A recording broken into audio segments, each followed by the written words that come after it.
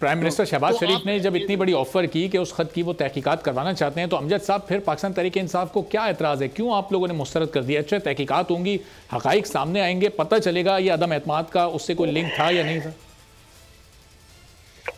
अरबाब, हमें मालूम है कि पस पर्दा के क्या कर रहे हैं, ये अपने आप को NRO दिलवाना चाहते हैं।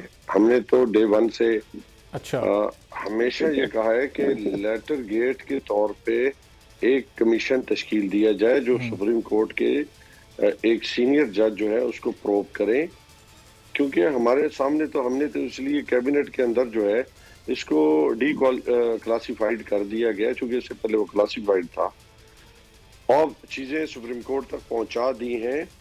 हमें इन पे बिल्कुल भी एतबार नहीं है।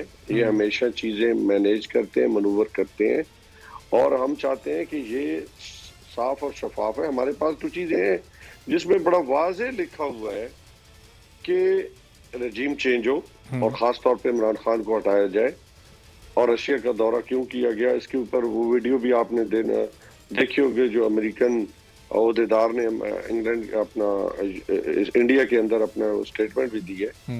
तो बात तो सारी साफ जाहिर है, अब इसमें कोई अभाम भी नहीं है। और जिस तरीके के साथ ये अदम एतमाद आती है और जिस तरीके के साथ पैसा लगाया जाता है, ये मैन्युफैक्चरर, ये कोई नॉर्मल रूटीन की पॉलिटिक्स नहीं थी। अच्छा, इसको बकायदा तो अमजद साहब, ये आपने कहा कि ये खुद को NRO दिलवाना चाहते हैं। जब इमरान खान साहब प्राइम मिनिस्टर थे वो कहते थे मैं इनको NRO नहीं दूंगा। अब शहबाज शरीफ वजीर आजम है, तो इसका मतलब NRO का इख्तियार तो शहबाज शरीफ के पास है जिस तरह इमरान खान के पास हुआ करता था।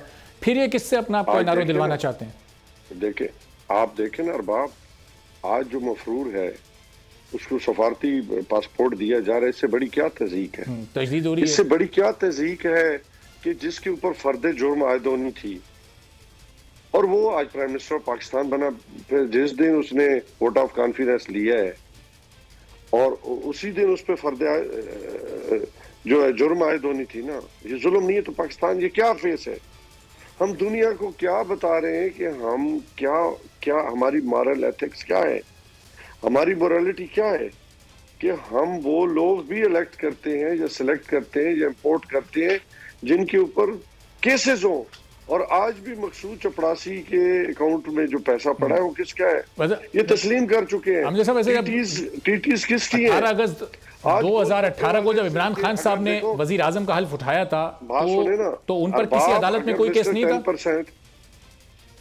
बात सुने ना मिस्टर 10% आज अगर प्रेसिडेंट ऑफ पाकिस्तान के लिए कोशिश कर रहे हैं ना, तो गोलगप्पे वालों ने वो जुल्म के जो पैसे निकले अरबों रुपए किसके हैं?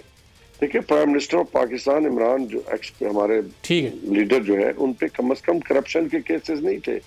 वो तो इन्होंने जो धरने के दौरान इन्होंने केसेस बनाए थे सच्चे झूठे क्या थे। ठीक है, चलें। सब्सक्राइब करें और बेल दबाएं ताकि कोई खबर रह न जाए।